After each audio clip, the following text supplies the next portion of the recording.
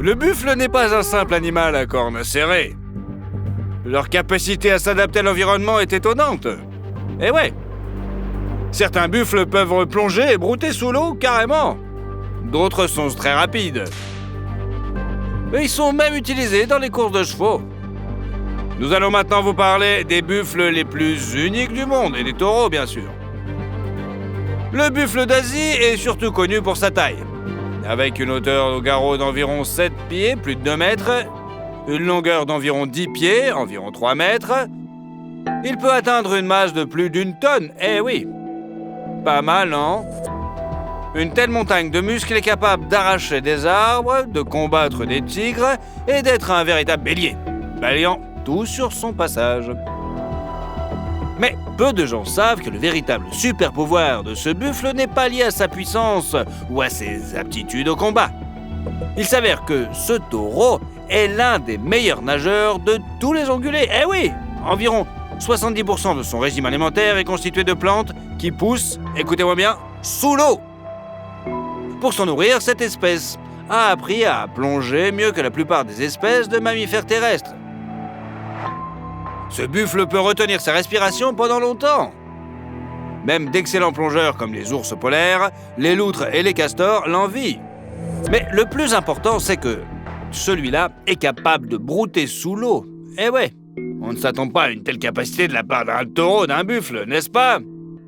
Allez, mets des likes. La plupart des animaux qui mènent une vie terrestre évitent de plonger la tête sous l'eau, même s'ils savent nager. Et même si l'animal est capable de plonger, il est dangereux pour lui de mordre et d'avaler de la nourriture sous l'eau, parce qu'il peut tout simplement se noyer. Mais ce n'est pas le cas du buffle d'Asie. La plupart du temps, lorsqu'il broute, il garde la tête sous l'eau, il cueille et mâche, et avale tranquillement sa bouffe. Le buffle aime particulièrement les marécages, les lacs stagnants et les rivières lentes et larges. En même temps, sa structure ne ressemble pas du tout à celle des mammifères aquatiques.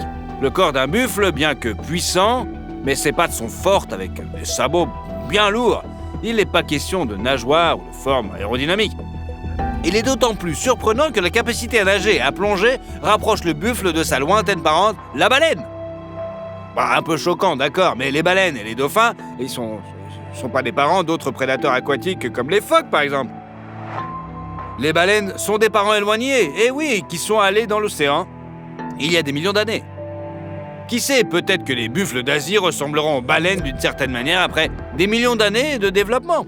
En tout cas, l'eau supporte parfaitement leur poids, ce qui permet à ces animaux à cornes d'atteindre des dimensions plutôt gigantesques. Et vous, comment voyez-vous leur évolution? Allez, mets-le dans le commentaire. Les zébus sont très répandus sur le territoire du sous-continent indien. Pour la plupart des personnes originaires d'autres parties du monde, ces animaux ont un aspect très inhabituel. Une vache avec des pattes fines et fortes, quoi. Une bosse comme un chameau et des puissantes cornes dirigées non pas vers l'avant, mais vers le haut. On sait jamais, si Dieu leur tombe sur la tête. Ces cornes poussent de manière différente. Parfois, elles se courbent et vont tout droit au-dessus de la tête de l'animal. Parfois, elles sont recourbées, quoi. Ces taureaux ont une capacité unique. Ce sont de véritables coureurs et d'excellents coureurs, d'ailleurs.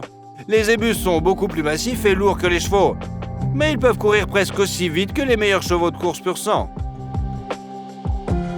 Cependant, en raison de leur nature peu accommodante et des spécificités de la structure de leur corps, il est préférable de ne pas monter dessus. C'est pourquoi les courses de traîneaux de zébus sont très populaires en Inde, surtout dans les États de l'ouest du pays.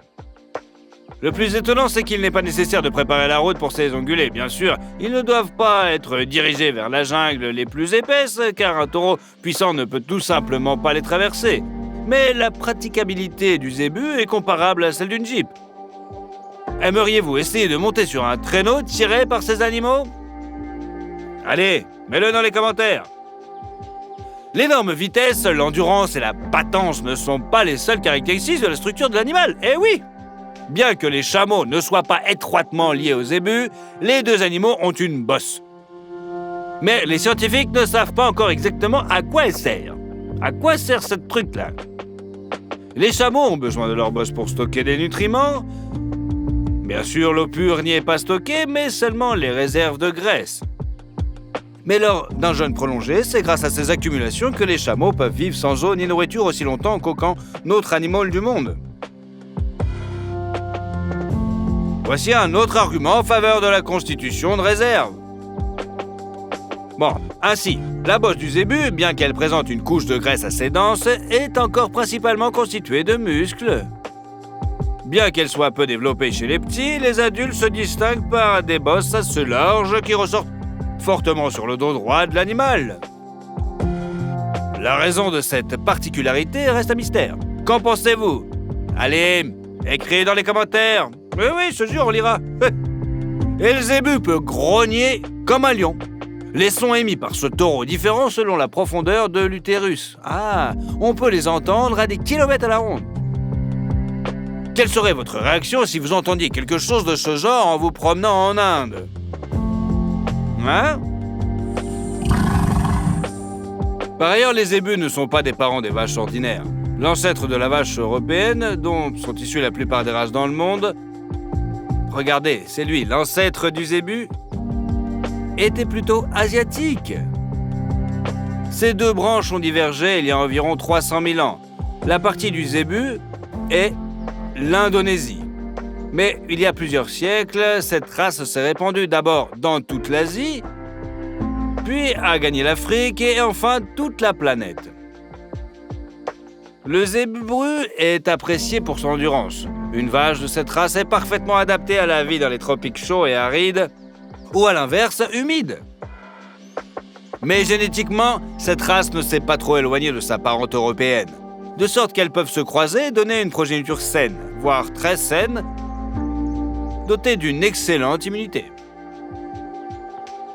Le zébu produit également un lait très gras et nutritif, mais beaucoup moins qu'une vache européenne.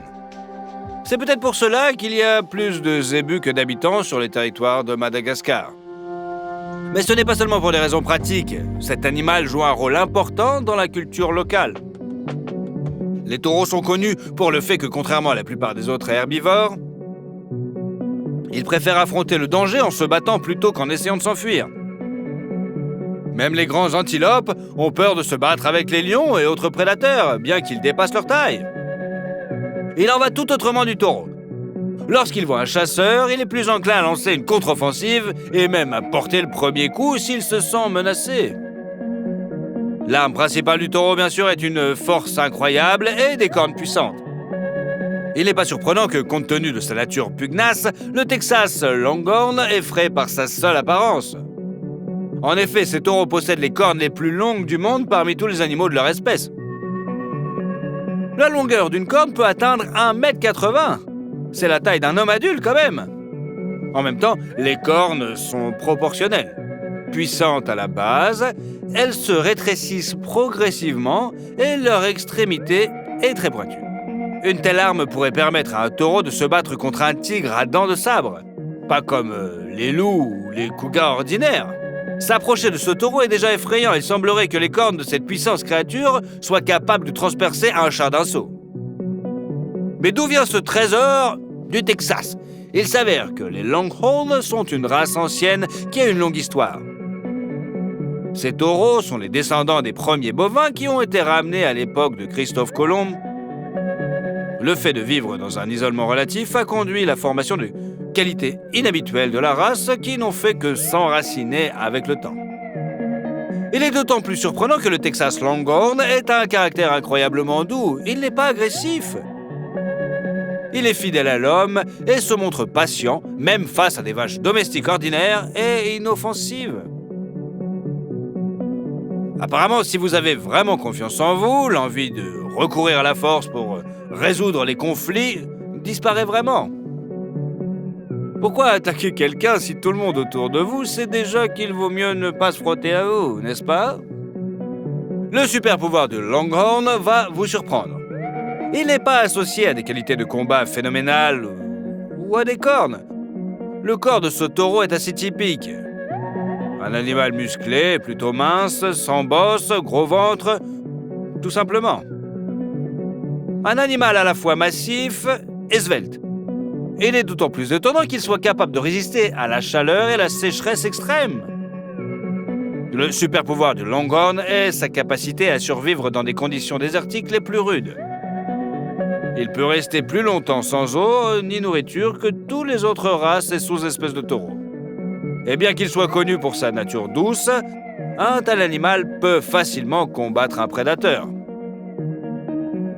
Tout cela permet aux fermiers du Texas de laisser les troupeaux de Longhorn perdre relativement librement, même dans des endroits assez rudes où le bétail ordinaire ne survivrait pas en raison des attaques de lions de montagne, de loups et du manque d'eau.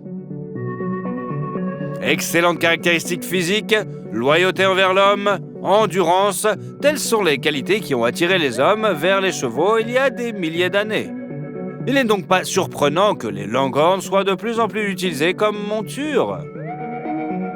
En outre, ces taureaux sont assez faciles à conduire et sont capables de s'associer à une personne, presque comme les chevaux. Aujourd'hui, cette race est encore principalement utilisée pour l'élevage de viande. Mais qui sait, peut-être deviendra-t-elle la première race de taureaux d'équitation au monde.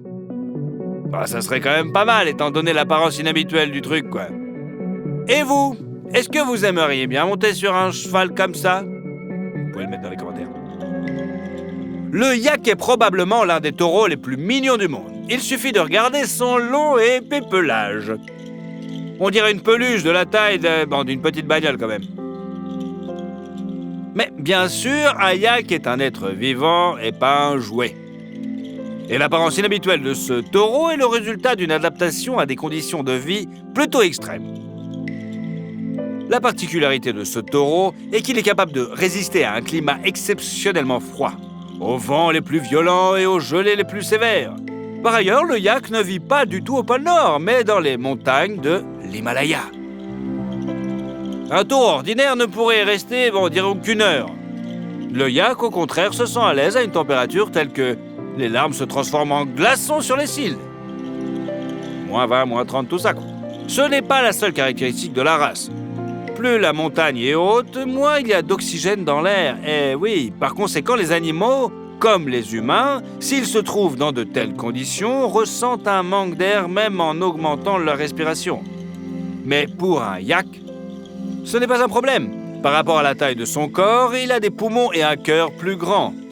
En outre, le sang d'un yak transporte beaucoup d'oxygène comparé au sang d'autres mammifères.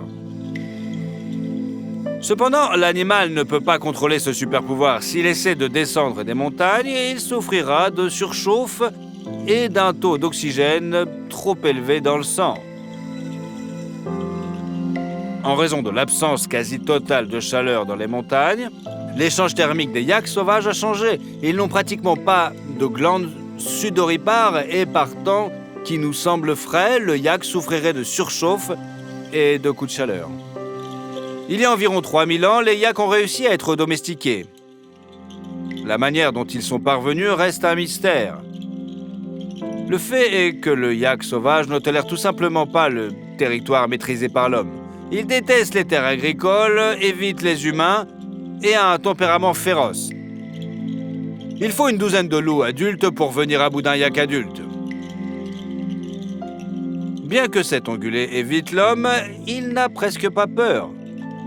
Mais d'une manière ou d'une autre, certains de ces animaux ont réussi à être apprivoisés. Les yaks se battent également entre eux, généralement pour s'approprier une femelle. La plupart des taureaux et autres animaux à cornes rencontrent des cornes dans de tels cas. Mais le yak est cruel. Il essaie de frapper son adversaire du côté pour lui infliger une blessure grave. Cependant, dans la plupart des cas, ces combats ne se terminent pas fatalement et les deux adversaires survivent, bien que bien meurtris. C'est ainsi qu'est apparu le yak domestique, un animal très important pour de nombreux peuples de l'Himalaya. Il donne de la laine, du lait et est utilisé comme un animal de bât. Un yak domestique est beaucoup plus petit qu'un yak sauvage et a un caractère plus calme. Le yak sauvage mesure environ 2 mètres et pèse jusqu'à 1 tonne. La longueur du corps du yak sauvage mâle dépasse 4,5 mètres, ce qui en fait l'un des plus grands animaux de montagne au monde. Les animaux domestiques sont presque un quart plus petits. Ils peuvent vivre en dehors des montagnes, tolèrent l'élevage dans les fermes, mais ils ont en même temps conservé l'endurance de leurs ancêtres sauvages. En même temps, le yak domestique se croise avec d'autres espèces et races de taureaux, et même avec ceux qui vivent dans un climat relativement chaud et humide. En général, le croisement est utilisé pour donner à l'hybride un caractère plus docile. En effet, bien que le yak domestique soit un animal flegmatique, il reste assez têtu et l'éleveur doit se montrer prudent avec lui. Quel type de taureau unique vous a le plus frappé? Répondez dans les commentaires et n'oubliez pas de vous abonner. Et oui, c'est comme ça qu'on vit. Il y a beaucoup de créatures vivantes intéressantes et inhabituelles dans le monde dont nous voulons vous parler. Et oui.